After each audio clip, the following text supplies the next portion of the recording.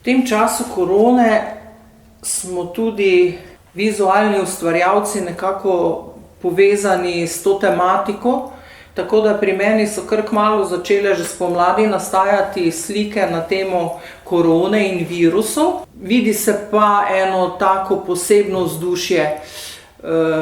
Skoraj nenamerno sem uporabljala te barve in če pogledam potem cikel, je vse nekako rdeče, temno, črno, v teh komplementarnih barvah, ki so ena drugi v nasprotju.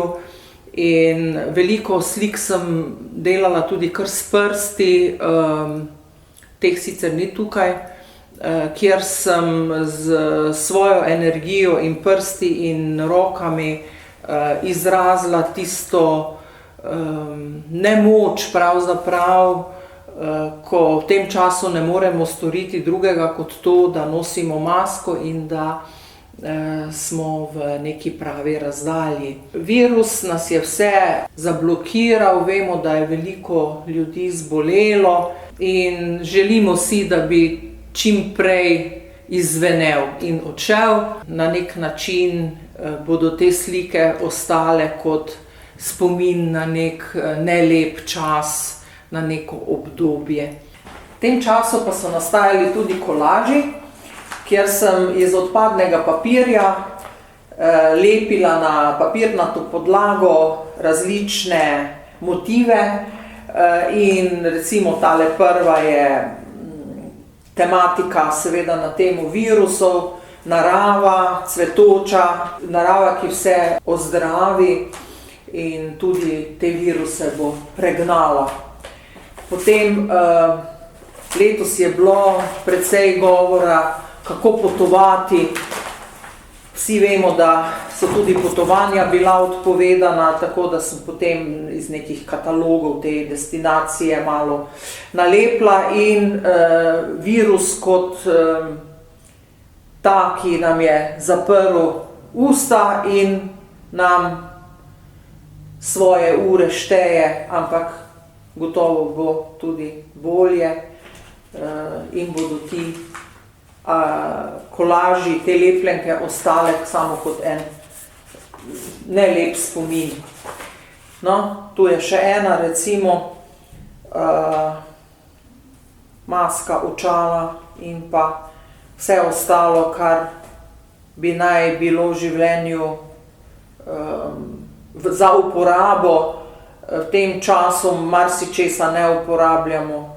Tudi vi, če želite ustvarjati takele kolaže, lepljenke, vzamete papir, iz pravega kolaž papirja ali pa iz takih odpadkov papirja lahko marsikaj izrežete in uporabite papir. Tako recimo lahko iz reklam uporabite moder papir, pa rdeč papir. Vidite, da so tudi takšne reklame včasih koristne. Trgovina, ki je izdala reklame, bi me mogoče kregala, ampak saj papir pristane na smetišču oziroma damo ga v recikliranje, ponovno uporabo. Če pa iz starega papirja smo sposobni narediti umetniško delo, je pa to pozitivno. Zelo veliko delavnic je včasih nastajalo v Šmarski knjižnici in tukaj je bil center študijskih krožkov, ki so zelo aktivno delali. Veliko smo se družili, veliko smo ustvarjali, tako da upam, da tudi po tej koroni, da bomo zopet ustvarjali v živo, da se ne bomo več samo gledali po video posnetkih in bomo lahko ustvarili tudi kaj v materialni obliki. Zelo ustvarjalne so bile moje kandidatke v skupini in delali smo od slik do skulptur iz papirja, iz gline, iz raznih materialov, krp. Potem smo slikali z različnimi barvami v različnih likovnih tehnikah, tako da želim si, da bi zopet kmalu postali ti krožki živi, da se srečamo, da ustvarjamo in se veselimo svojih izdelkov.